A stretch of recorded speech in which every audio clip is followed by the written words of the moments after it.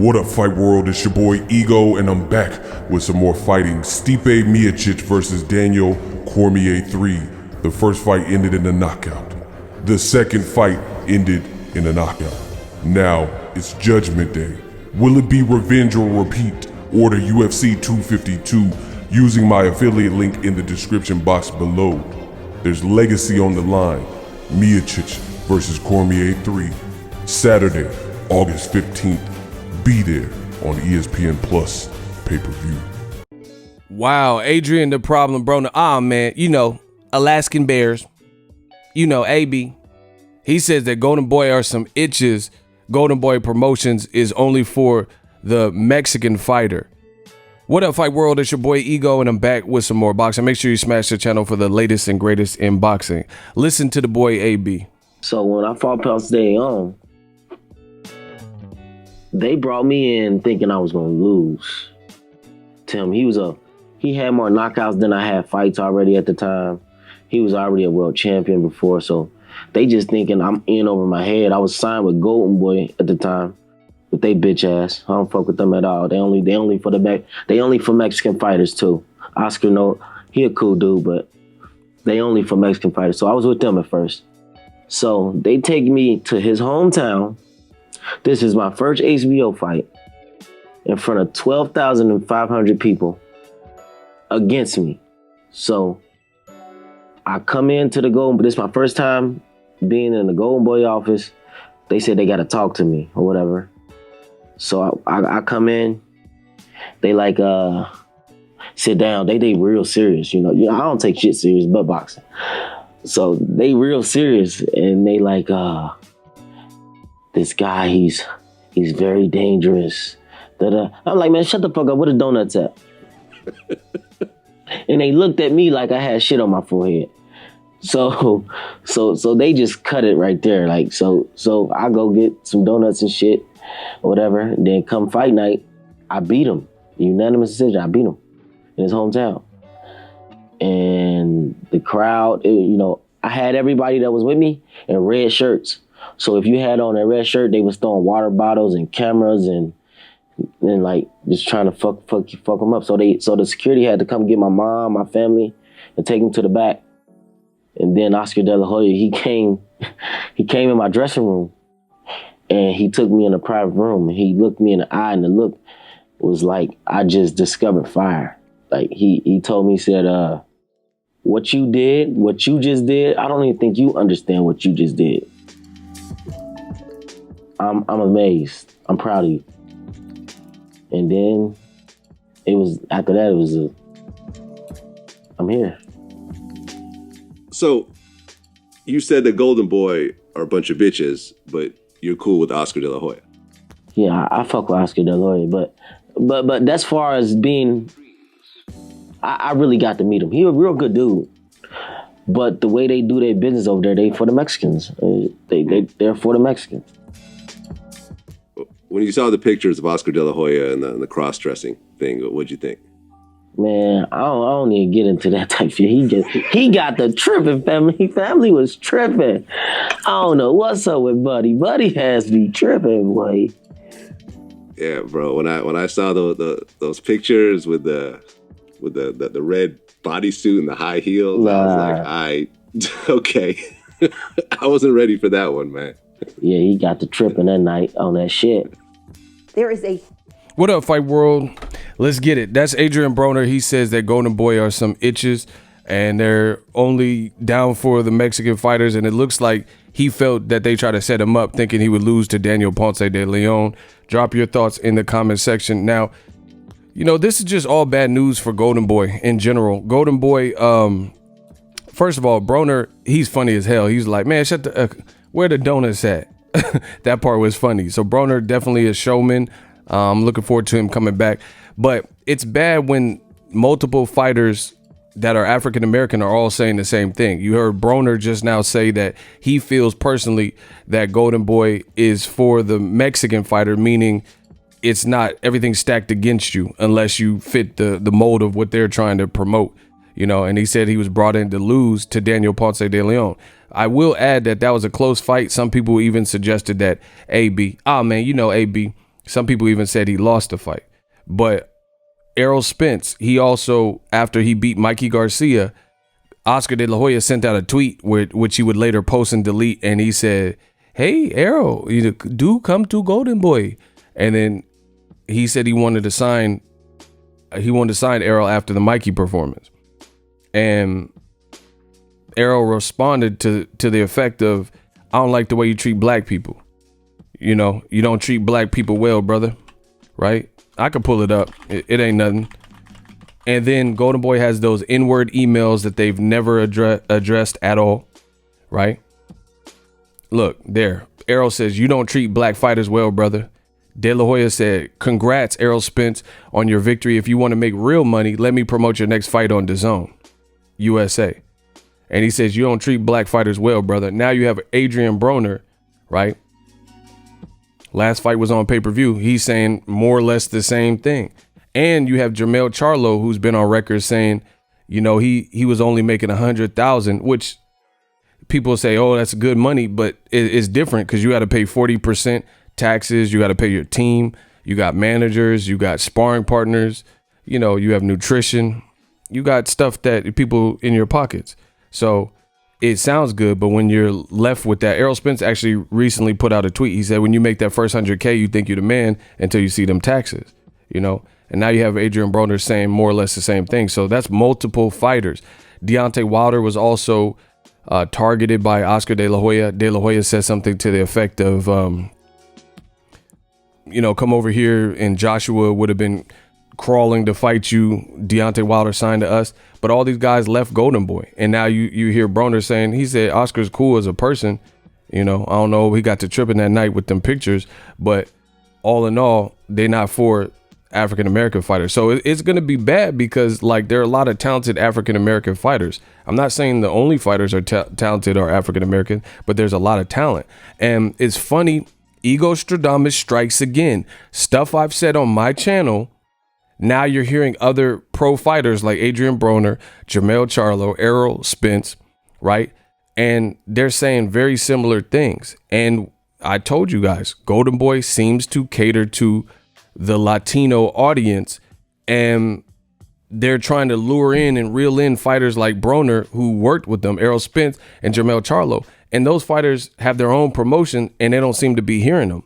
That's a bad situation. On top of that, you have your biggest star, who is Latino, Canelo Alvarez, and he's involved. He has some kind of deal. You brought him, instead of bringing him to Al Heyman and try to patch that up or bury the hatchet, you took him to DAZN, and now he's on DAZN. And there's a podcast with Dan Rafael, right? And it says that Canelo is not even speaking to John Skipper of DAZN, right?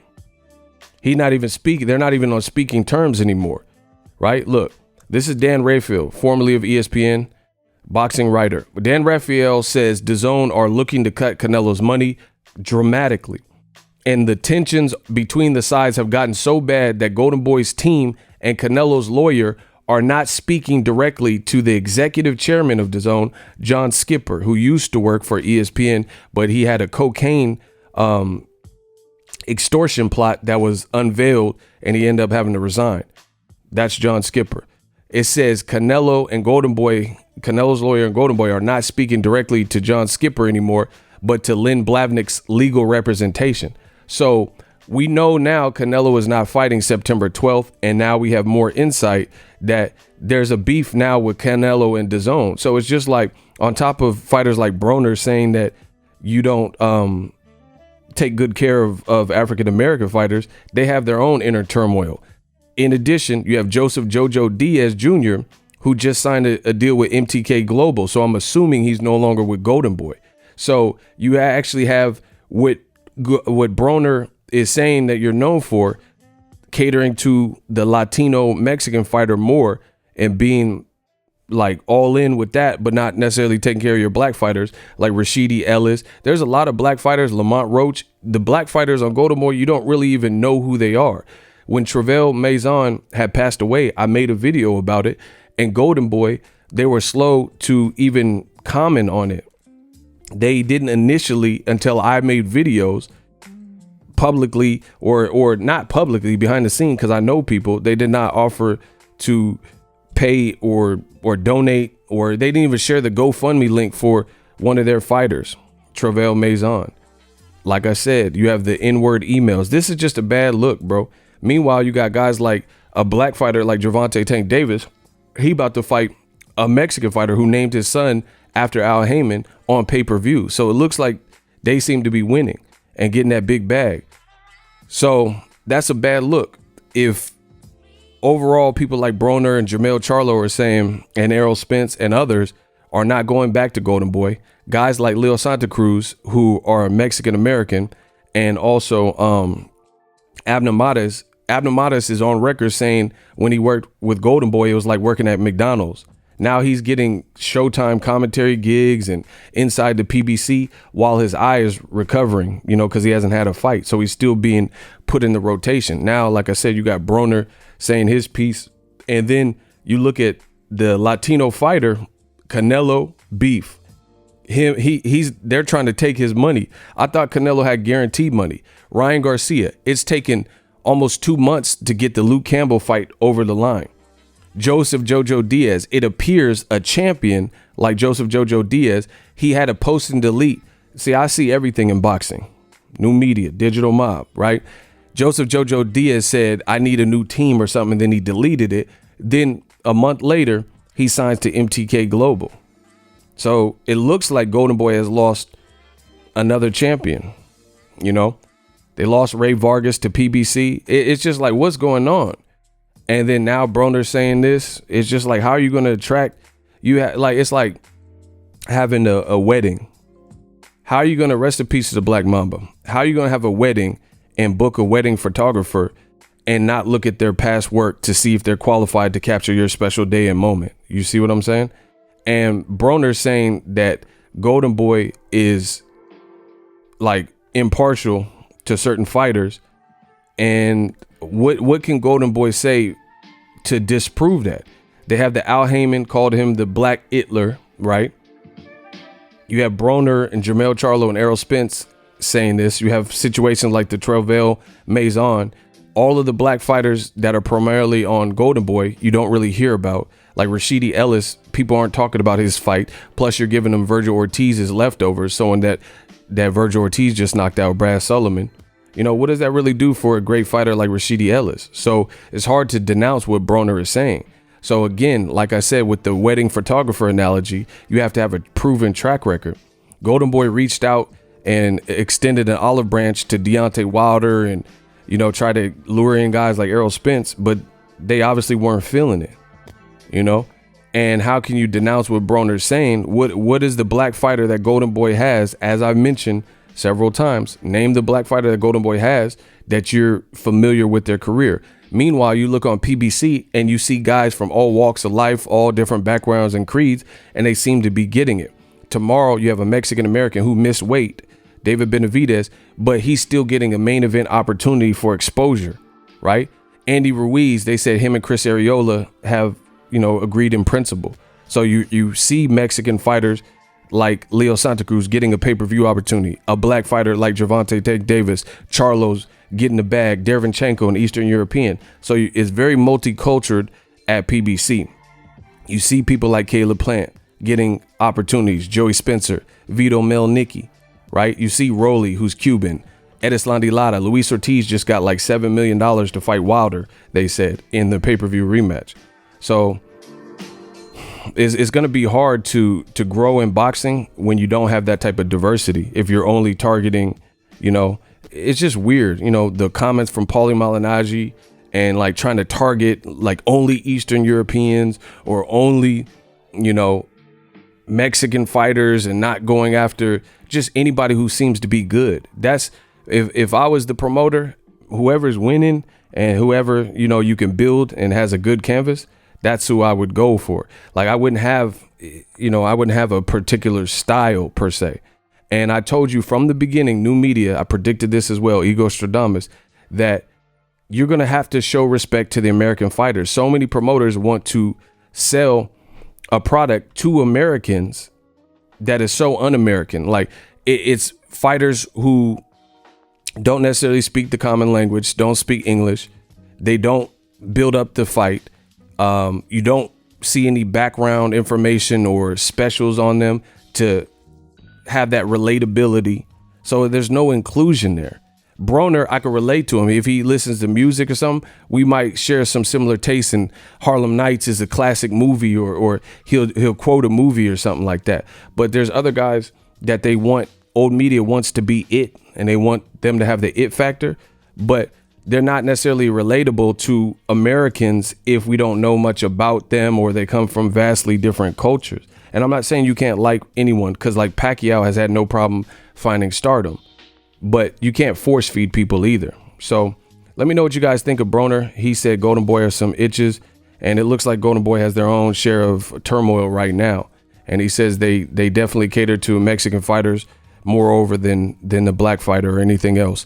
Let me know what you guys think of Broner's comments. Drop your thoughts in the comments section. Also get that ESPN Plus UFC 252 Stipe Miocic defending his heavyweight title against Daniel DC Cormier. Should be a good fight. Stay tuned to my channel for the conclusion. After the fight, I'll review it.